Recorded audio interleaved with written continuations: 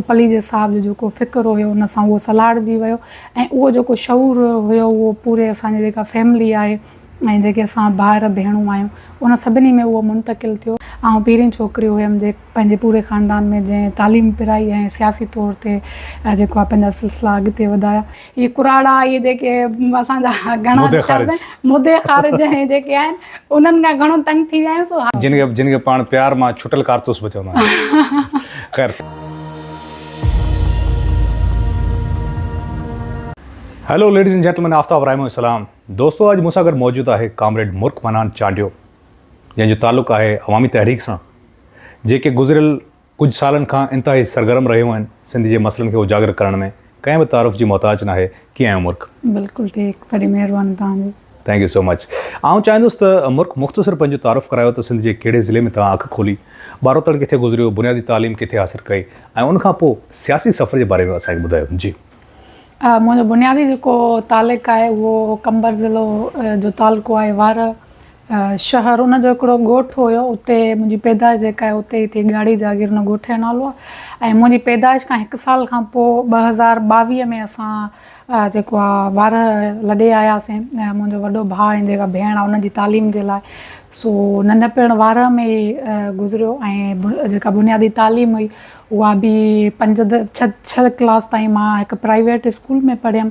ऐं उनखां पोइ गर्ल्स हिकिड़ो कॉलेज हुयो, स्कूल हुयो, उन में जेको आहे इंटर ताईं मूं कयो। उनखां पोइ बैचलर जेका आहे उहा मूं शाह अब्दुल लतीफ़ भटाई यूनिवर्सिटी जेका आहे उन मां कई ऐं मास्टर्स बि मुंहिंजी हींअर उतां थिए पई। ऐं अवामी तहरीक सां जेको तालिक़ु जी जेतिरी ॻाल्हि आहे त मुंहिंजो वालिद साहिबु हिकिड़ो नंढड़े ॻोठ जेको पुठिते पयल हिकिड़ो ॻोठु आहे उन में हिकिड़ो हारी हुयो ऐं उन जेको पली जे साहब जो जेको फ़िक्र हुयो उन सां उहो सलाड़जी वियो ऐं उहो जेको शऊर हुयो उहो पूरे असांजी जेका फैमिली आहे ऐं जेके असां भाउर भेणूं आहियूं उन सभिनी में उहो मुंतक़िल थियो। ऐं मुंहिंजो वालिद पहिरियों ई माण्हू हुयो जो पूरे ख़ानदान मां जेको पॉलिटिकल सरगर्म थियो ऐं आउं पहिरीं छोकिरी हुयमि जे पंहिंजे पूरे ख़ानदान में जंहिं तालीम पिराई ऐं सियासी तौर ते जेको आहे पंहिंजा सिलसिला अॻिते वधाया। सो अवामी तहरीक में अचण जो बि जेको सॼो वॾो कार्य जो कॉमरेड मनान चांडियो, उनखां अलावा बि शऊरी तौर ते असां सम्झूं पिया त रसूल बख़्श पली जो जेको फ़िक्र आहे उन सां गॾु हली करे जेके मज़लूम जेका असांजी सिंधी क़ौम आहे माण्हू जेके उन जी निजात जी हासिलात उन मां थी सघे। सही, ॾाढो सुठो। जीअं त तव्हां ज़िक्र कयो त औरतुनि जे लाइ सिंध में कदरनि मर्दनि जी निस्बत मुश्किलातुनि खे मुंहुं ॾियणो पए थो उन्हनि खे, ऐं सियासी स्पेशली जेकॾहिं पॉलिटिक्स में तव्हां अचो था त पोइ तव्हां जेकॾहिं औरत आहियो त डेफिनेटली तव्हांखे वधीक मुश्किलातुनि खे मुंहुं ॾियणो पए थो। ऐं चाहियां थो मुख़्तसिर तव्हां असांखे इहो ॿुधायो त उहे कहिड़ा मसइला आहिनि जेके मर्दनि जी निस्बतनि औरतुनि खे सियासत में वधीक फेस करणा पवनि था। जी, ॾिसो, बुनियादी जेको मसइलो आहे त सभ खां पहिरियां जेको औरत ऐं मर्द जो जेको हिकिड़ो फ़र्क़ु जेको हिन सोसाइटी में हिन मुआशरे में जेको पैदा कयो आहे सभ खां वॾो त जेको मसइलो आहे उहो ई आहे। ऐं उन जी बुनियाद ते ई औरत ऐं मर्द खे जेको आहे सो अलॻि अलॻि वे में ट्रीट कयो वञे थो। त औरत जेका आहे घर खां वठी करे उन जी शुरूआति थिए थी त घर में अणबराबरी थिए थी। जेका अणबराबरी जी शुरूआति उहा असांजे घरनि मां ई पैदा थिए थी। असांजो माऊं ऐं असांजा जेके पीअर आहिनि उन्हनि में समहाउ पाण समाज में अहिड़े में रहूं था जिते उहे सॼियूं शयूं आहिनि त उहे बि किथे न किथे उनजो शिकार थी था वञनि। उनखां पोइ जॾहिं औरत उन घर वारनि शयुनि खे मुश्किलातुनि खे मुंहुं ॾेई करे जॾहिं मुआशरे में वञे थी त उन लाइ खोड़ मसइला थियनि था।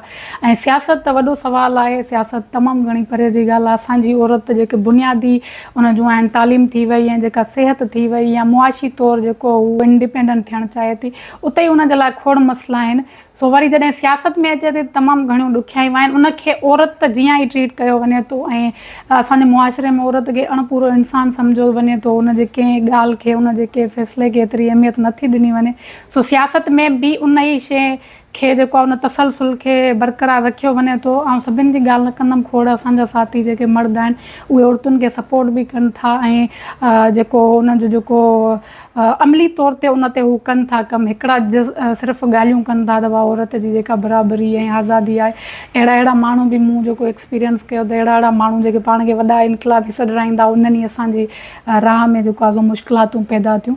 सो बुनियादी जेको ॻाल्हि वरी बि पाण ईंदासीं त सॼो जेको कॉन्सेप्ट असां वटि आहे जेको पिदरी समाज में औरत जी अणबराबरी वारो आहे, सॼो शुरूआती उतां थी थिए, पोइ तव्हां किथे बि वञो हलिया। सही। भला मूंखे इहो ॿुधायो त जेकॾहिं पाण भेटियूं अवामी तहरीक खे सिंध जी ॿियनि नेशनलिस्ट पार्टीज़ खां, त मुंहिंजो ज़ाती ख़्यालु इहो आहे त पलीअ साहिब जो इहो त कॉन्ट्रीब्यूशन रहियो आहे त हुन ॿारनि खे ऐं औरतुनि खे जंहिं तरह सां मंज़र आम ते आंदो आहे, उन्हनि खे एम्पावर कयो, उन्हनि खे कुवत बख़्शी, तव्हां छा सम्झो त ॿियनि पार्टीज़ में औरतुनि खे एतिरो अॻिते छो नथो आंदो वञे जेतिरो अवामी तहरीक में आंदो थो वञे? उनजा कहिड़ा सबब आहिनि? तो रसूल बख्श पली जो न सिर्फ़ु औरतुनि जो पर ॿारनि ते उन कमु कयो। सिंध जो जेको मज़दूर हो उनजी हिकिड़ो मज़बूत हिकिड़ो बुनियादु जेको रखियो सिंधी मज़दूर तहरीक जे लाइ, या शागिर्दनि जो छोकिरियूं जेके आहिनि सभिनी जो हिकिड़ो अलॻि अलॻि उन्हनि खे प्लेटफॉर्म। ऐं तव्हां अगरि उन में ॾिसंदो त जेके पार्टी में जेका मेंबरशिप आहे त तव्हांखे अक्सरियत उन्हनि माण्हुनि जी मिलंदी जेके ग़रीब ऐं मिसकिन पंहिंजे थर वारे जेके पासे में आहिनि, पुठ ते पयल सफ़ा ग़रीब। तव्हांखे एतिजाजनि में अहिड़ियूं मायूं मिलंदियूं, ॿार कच्छनि ते खईं वेठियूं आहिनि जंहिंजा कपिड़ा फाटा पिया आहिनि, पेर मिटी हणा आहिनि। त पली जो जी जेको उनजो जेको बुनियादी हुयो त कंट्रीब्यूशन इहा हुई त हुन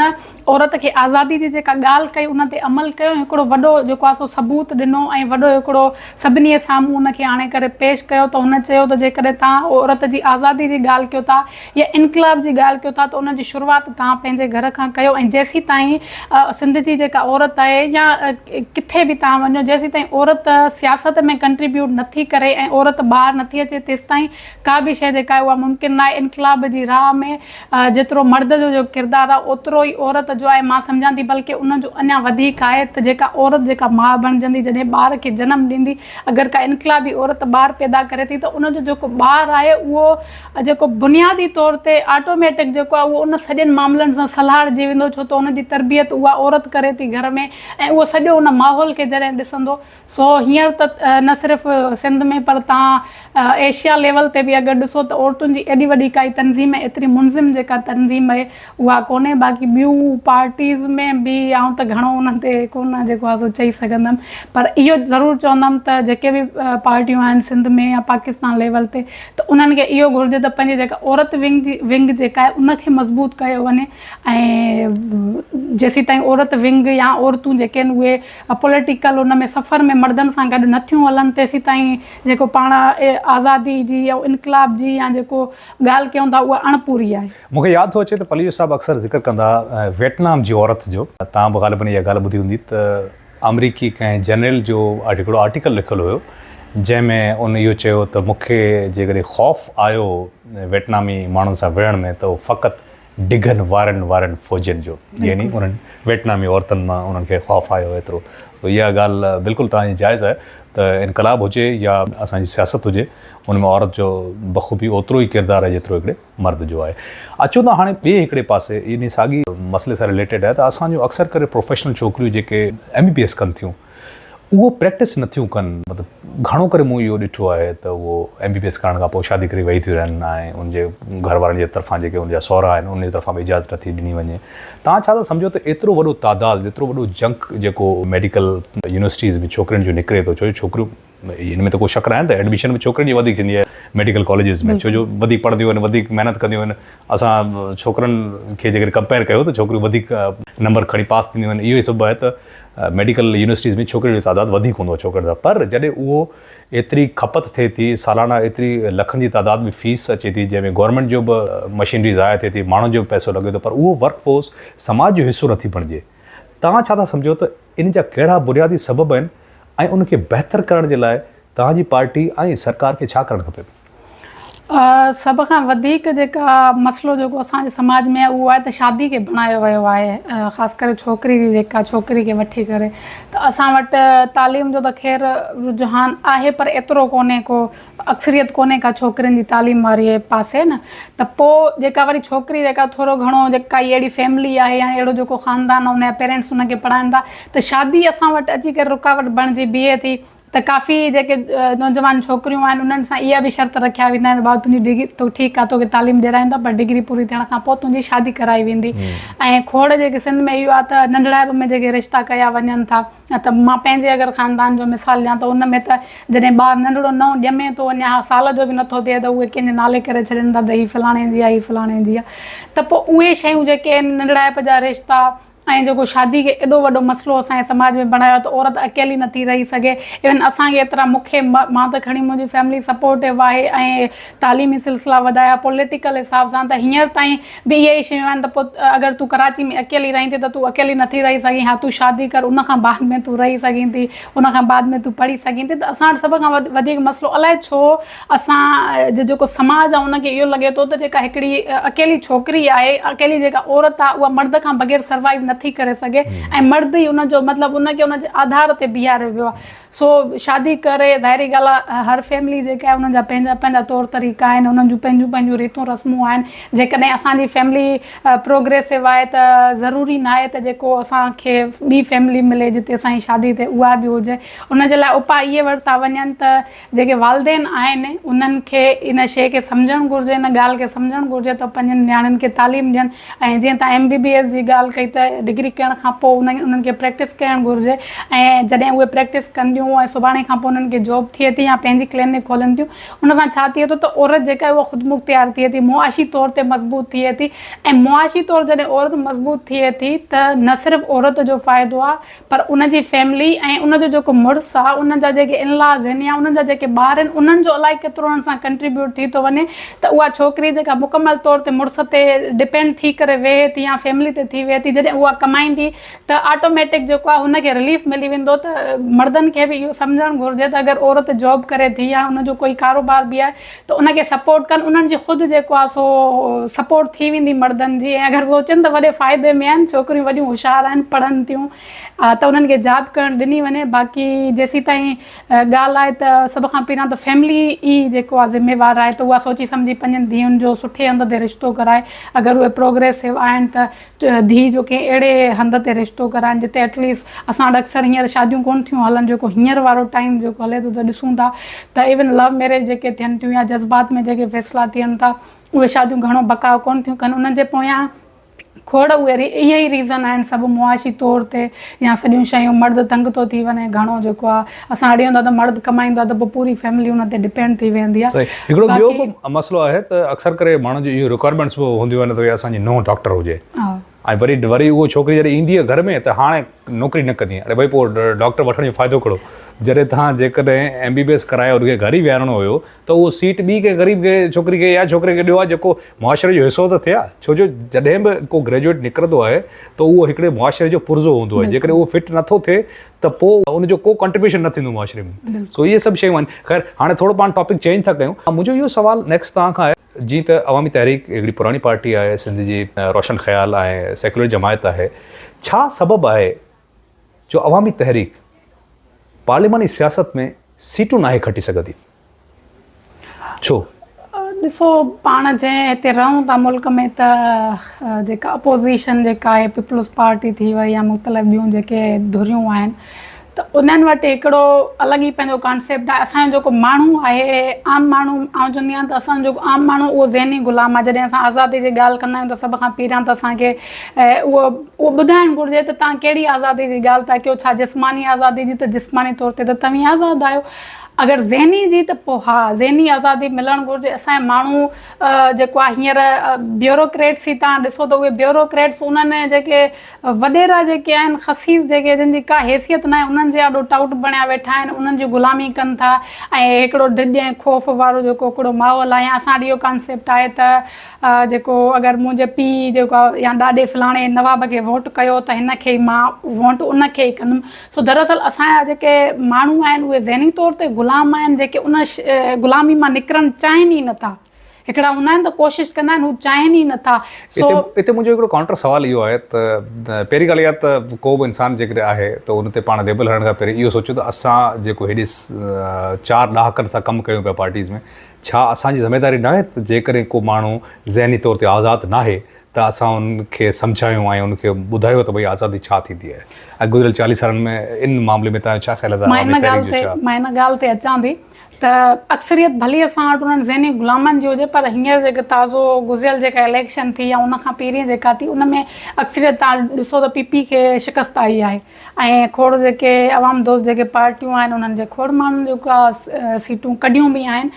सो इहो आहे त जेको कमु जेको तव्हां ॻाल्हि कयो था त जेके पार्टीज़ अवाम दोस्त जेके पार्टीज़ आहिनि उहे सीटूं कोन थियूं कढी सघनि ऐं उन्हनि कमु कयो आहे, उन्हनि जो जेतिरो वस हले थो, ज़ाहिरी ॻाल्हि आहे गवर्नमेंट पार्टी त आहे कोन जो उन्हनि खे जेको आहे फंडिंग करे। असां वटि हिकिड़ी इहा बि ॻाल्हि घणी मशहूरु हूंदी आहे त जेके उहे गवर्नमेंट पार्टीज़ आहिनि उहे उते उन्हनि माण्हुनि खे फैसिलिटेट कीअं था कनि त बाबा उन्हनि खे चवनि था तव्हांखे एतिरा पैसा ॾींदासीं, गाॾी ॾींदासीं, फलाणे हंधि तव्हांखे खाइण पीअण जो सॼो बंदोबस्तु कबो ऐं सॼियूं उहे शयूं उन्हनि खे ठाहे ॾियनि था। त असांजो जेको माण्हू जो बुनियादी जेको मसइलो आहे उहो इहो आहे त उहो मानी खां सवाइ ॿाहिरि निकिरी कोन थो सघे, उनखे ख़बर ई कान्हे का त ॿियूं बि शयूं आहिनि या छा।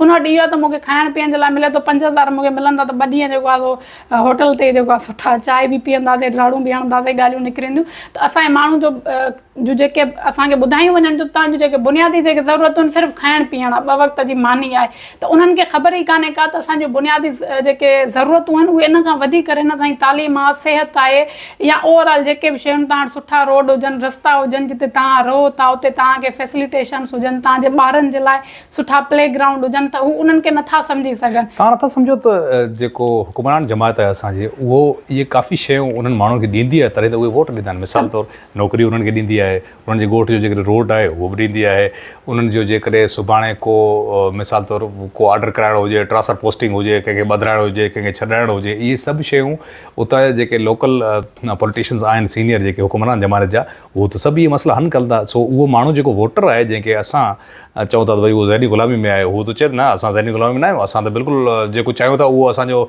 MP MLA कमु करे ॾिए पियो। पोइ ॿियो तव्हां इनकलाबी कहिड़ो इनकलाब आणींदा? उहो इहो आहे त जेको असांजो माण्हू आहे इंडिविजुअली तौरु सोचे थो, सिर्फ़ु पंहिंजो सोचे थो, गॾियल तौर ते कोन थो सोचे, पंहिंजी क़ौम जा जेके सभिनी माण्हुनि जा जेके मुफ़ाद आहिनि उन्हनि जे लाइ नथो सोचे। त मां वरी बि उहा साॻी ॻाल्हि कंदमि त उहो इंडिविजुअली जॾहिं सोचे थो त उनजो मसइलो जेको आहे उनजी जॉब ऐं उनजे खाइण पीअण ताईं उनजो महदूद थी वञे थो, त उनजी घिटी ठही आहे त उहो बसि करे वेही थो रहे त ठीकु आहे मूंखे त मिली वियो न, ॿिए खे मिले या न मिले। त असांजो माण्हू जेको आहे इनफ़रादी तौर ते सोचे थो, इज्तिमाही तौर ते उहो कोन थो सोचे। ऐं जेसीं ताईं ॻाल्हि आहे त जेके उहे पार्टीज़ आहिनि जेके अपोज़िशन वारियूं त उहे उन्हनि खे उहो फराहम थियूं कनि, उनजो सबबु इहो आहे त 2-3 ॾहाकनि खां जेका पार्टी मुसलसल जेको आहे रूलिंग कंदी थी अचे त उन वटि त फंडिंग बि आहे, हर शइ आहे, त उन्हनि जे लाइ त सभु कुझु आसानी आहे न। जंहिंजी हुकूमत आहे त उन्हनि जे लाइ नौकरियूं ॾियण या उन्हनि खे रोज़गार थी वियो चंद माण्हुनि खे या खाइण पीअण जे लाइ ॾियणु उन्हनि जे लाइ मसइलो त न आहे न। पर जेके अवाम दोस्त पार्टीज़ जेके आहिनि लेफ्ट जूं आहिनि उहे जेके सियासत कनि थियूं उन वटि जेको आहे फाइनेंशियली सभ खां वधीक जेके असां वटि मसइला आहिनि उहे फाइनेंशियली फंडिंग्स कोन्हनि खे पैसो किथां ईंदो जो माण्हुनि खे फैसिलिटेट कबो। तव्हांजी नज़र में इन जो हल छा आहे? अवाम दोस्त पार्टीज़ खे छा करणु खपे ऐं नेशनलिस्ट पार्टीज़ खे छा करणु खपे? हल इहो ई आहे त माण्हुनि में काफ़ी हद ताईं एतमाद जेको आहे सो एतमाद पैदा करणु घुरिजे ऐं काफ़ी हद ताईं एतमाद पैदा थी बि चुको आहे। मुसलसल उहो खटणु हाराइणु जेको आहे उहो अलॻि आहे। हिकिड़ो माण्हू जेको अपोज़िशन में बीहे थो, ख़बर बि आहे त अॻी धुर जेका आहे उहा असां खां ॾाढी आहे, उनजे बावजूद बि उहो माण्हू पाण खे विकिणे नथो, जॾहिं उन ॾे ऑफर्स अचनि थियूं उहो बीठो रहे थो। इहा हिकिड़ी वॾी ॻाल्हि आहे ऐं ज़ाहिरी ॻाल्हि आहे हिकिड़ो हिकिड़ो चवंदा आहिनि ठपो लॻी वियो आहे, उहो ठपो जेको लॻल आहे उनखे मिटजण में कुझु त टाइम लॻंदो, थोरो टाइम लॻंदो। सो जेके पार्टीज़ आहिनि उहे पंहिंजो हिकिड़ो जेको सिलसिलो आहे उन्हनि जो उहो हर कंहिंजो पंहिंजो पंहिंजो मंशूर आहे, पंहिंजे पंहिंजे तौर तरीक़े सां उहे कमु कंदियूं पियूं अचनि। उहे ई बहितर सम्झी सघनि थियूं अवाम जी जेका सोच आहे या अवाम जो जेको ख़्यालु आहे उनखे उहे बहितर सम्झी सघजनि थियूं। ऐं इहो थी चवां त जेको उन्हनि जो हिकिड़ो मुस्बत जेको पासो आहे उन ते कमु करणु घुरिजे ऐं गिवअप न कजे ऐं माण्हुनि जो एतमाद जेको आहे उहो बहाल कजे, उन्हनि खे यकीन ॾियाराइजे। ज़ाहिरी ॻाल्हि आहे जेसीं ताईं उहे उन में इक़्तिदार में नथियूं अचनि, कुझु बहितर नथियूं करे सघनि, तेसीं ताईं त कुझु हल थी कोन थो सघे, न ई माण्हुनि खे एतिरो जल्दी यकीन ईंदो। पर तंहिं हूंदे बि तव्हां ॾिसो त हींअर जेके गुज़िरियल जेका इलेक्शन आहे उन में खोड़ जेके असांजूं जेके पार्टीज़ आहिनि उन्हनि जा खोड़ माण्हू जेके आहिनि उहे चूंडिया बि आहिनि, उन्हनि माण्हुनि खे फ़ाइदो बि ॾिनो आहे। सो आहिस्ते आहिस्ते माण्हुनि में उहा शइ डेवलप थिए थी, उहो शऊर अचे थो ऐं सम्झणु लॻनि था। हींअर रस्ता रोक बि कनि था उते अगरि MP MLA या वॾेरा वञनि था। सो काफ़ी हद ताईं माण्हू उन सॼी शयुनि खे सम्झी विया आहिनि। सो अचानक सां हिकिड़े ॾींहं में सभु कुझु न थींदो, इहो हिकिड़ो स्टेप बाय स्टेप जेको प्रोसेस आहे उहो थींदो जंहिंजी शुरूआति थी चुकी आहे। सही, ज़बरदस्त। हाणे आउं चाहींदुसि असां डिस्कस कयो सिंध जा जेके 2 टे इशूज़ आहिनि जेके हींअर अॼुकल्ह हॉट बर्निंग इशूज़ आहिनि। हिकिड़ो त असांजे कैनाल्स जो मसइलो आहे, जेके सिंध दरिया में 6 कैनाल्स निकिरनि पिया।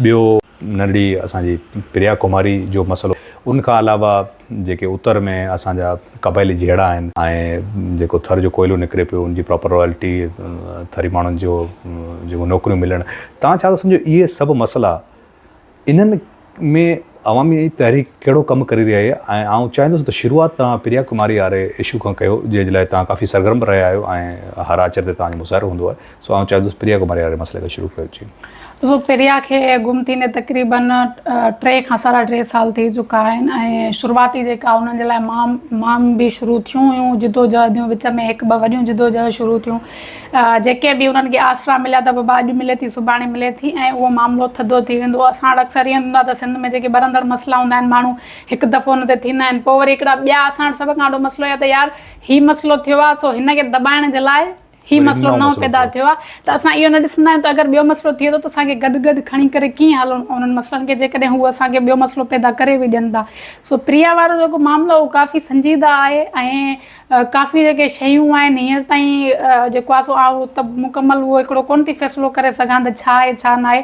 विच में जॾहिं तक़रीबन अॼु खां 11-12 महीना जॾहिं हिकिड़ो टे तलवार ते धारणो लॻो जिते उनजी अमड़ बि हुई, त उन टाइम हुकूमत जे तरफ़ां इहो चयो वियो त बाबा प्रिया असां वटि आहे, प्रिया ज़िंदा आहे ऐं तव्हांखे अॼु मिलंदी, फलाणे ॾींहुं मिलंदी, होली ते तव्हांखे ख़ुशख़बरी मिलंदी, ईद ते मिलंदी, रमज़ान में मिलंदी, वरी जेको उनजो मुहर्रम जो महीनो आहे त उन महीने में उहा खॼी वई त ग़ाइबु थी वई त उन ते तव्हांखे मिलंदी। पर सिर्फ़ु ॾटा ऐं दिलासा, ॿियो कुझु बि न, तहरीकूं थधियूं थी वयूं ऐं उनखां पोइ ॾिस पतो कोई बि न। हाणे जेको असांजे सिलसिलेवार जेको हर आचर ते एतिजाज थिए थो, तक़रीबन 12हों महीनो शुरू थियो आहे, 12 महीननि खां मुसलसल उहो हले थो ऐं डिमांड सिर्फ़ु हिकिड़ी आहे त प्रिया कुमारी उन सां गॾु सिंध मां जेके ॿिया नंढड़ा ॿार, हिकिड़ो नवीद लाशारी नाले जेकब बा जो छोकिरो आहे जेको बि 2 साल पहिरियां उनखे अगवा कयो वियो, उनजो ॾस पतो कोन्हे, त इहे ई मुतालबात उन्हनि खे आज़ादु कयो वञे। पर हींअर ई असेंबली जे उन ते फ्लोर ते उन्हनि चयो आहे त बाबा प्रिया जेका आहे उहा असांखे ख़बर कान्हे का त किथे आहे या छा आहे।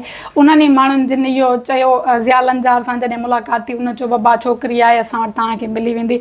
हाणे हिकिड़ो नयूं ट्रिक इहे शुरू थियूं आहिनि त उनजी फैमिली चवे थी त असांखे कुझु दाड़ेलनि जूं कालियूं अचनि थियूं त प्रिया असां वटि आहे वग़ैरह, उनखे हिकिड़ो अलॻि ई जेको रूप ॾिनो वञे थो। सो फाइनल मां उन ते कोई नथी फ़ैसिलो करे सघां त छा आहे छा न आहे। बाक़ी ज़ाहिरी ॻाल्हि आहे हुकूमती जेका धुरियूं आहिनि या जेके कानून जा जेके रखवाला आहिनि, उन्हनि ते इहो फ़र्ज़ु थिए थो त जेको आम शहरी या असांजा ॿार जेके नियाणियूं असांजूं खॼी वञनि थियूं त उन्हनि जी बाज़ियाबी जे लाइ हिकिड़ियूं अगवा बराए तावन थींदो आहे त पोइ तव्हां पैसा ॾियो। हीअ त माना हिकिड़ो अजीब हू आहे त सम्झ में ई नथो अचे, मुंझियल आहे हू।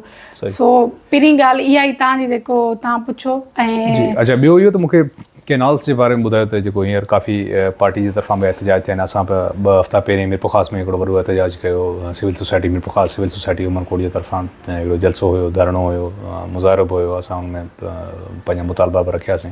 तव्हांजी पार्टी छा करे रही आहे 6 कैनाल्स जे बारे में? मुर्ख ॾिसो, अवामी तहरीक न सिर्फ़ु 6 कैनाल पर सिंध जो हर जेको मसइलो आहे, बेटनि वारो मसइलो थी वियो, जेके सिंध जूं ज़मीनूं ठटे में कपायूं हुयूं, बहरिया टाउन जो थी वियो, या ओवरऑल जेके बि मसइला आहिनि उन्हनि सभिनी ते तव्हां अगरि ॾिसंदो त अवामी तहरीक ख़ासि करे सिंधियाणी तहरीक तव्हांखे अॻियां मिलंदी।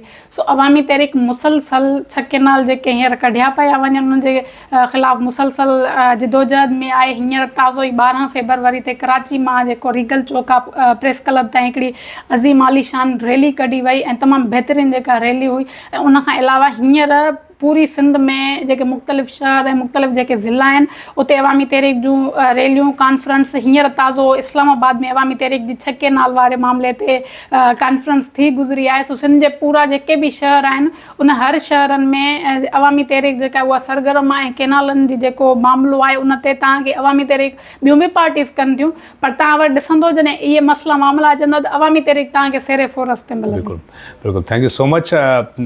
हाणे अचूं था वापसि पाण तव्हांजी प्राइवेट लाइफ ते, त अॻिते तव्हांजो छा प्लान आहे? तव्हां पंहिंजी तालीम त ग़ालिबन मुकमल करे छॾी आहे, मास्टर्स बि करे चुका आहियो, तव्हां को जॉब वग़ैरह कयो पिया ऐं अॻिते हली तव्हांजो सियासत में छा मतिलबु बाक़ाइदा अचण जो प्रोग्राम आहे? कंहिं पार्लिमानी सियासत में ईंदा, तव्हां इलेक्शन में बीहण जो अॻिते छा प्लान सर? मुल्क जॉब मूं जॾहिं कराची में तक़रीबन 2.5 साल थी विया आहिनि त 1 साल मूं पहिरियां जॉब कई हिकिड़े फार्म में, लाइसोसिएट फार्म। उनखां पोइ वरी मूंखे हिकु बिल्डर्स जेका कंपनी आहे उन में मां हींअर जॉब करे रही आहियां। गुज़िरियल 8 खां 9 महीना मूंखे थी विया आहिनि, उन में मां कयां पई।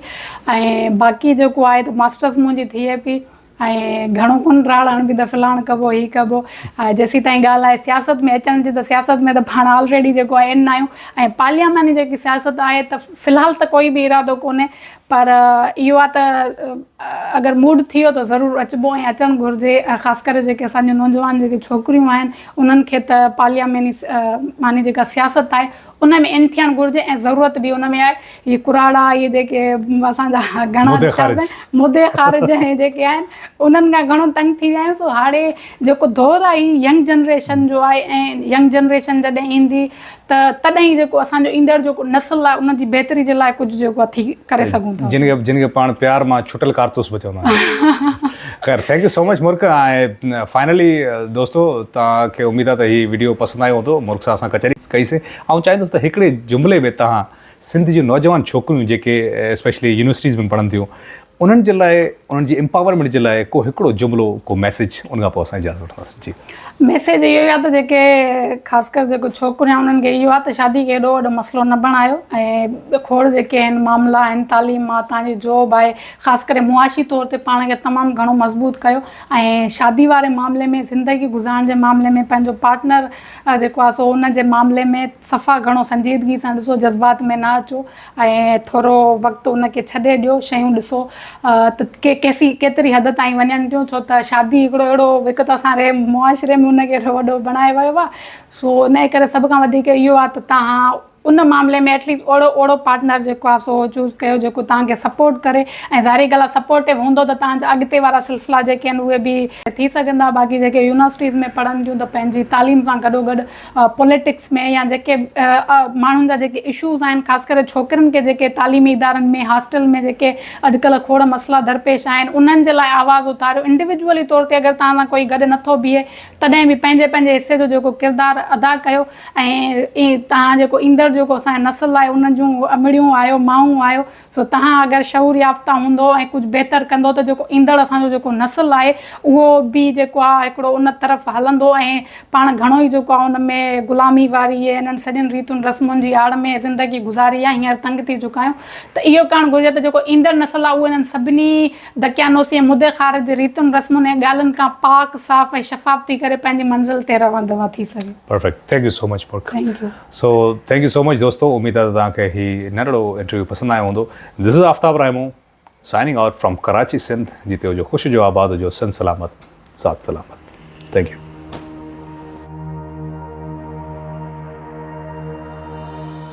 दोस्तों, हींअर मूंसां गॾु मौजूदु आहे क़ौमी अवामी तहरीक जी सरगर्म कारकुन। अवामी तहरीक क़ौमी अवामी न आहे? Oh shit, okay.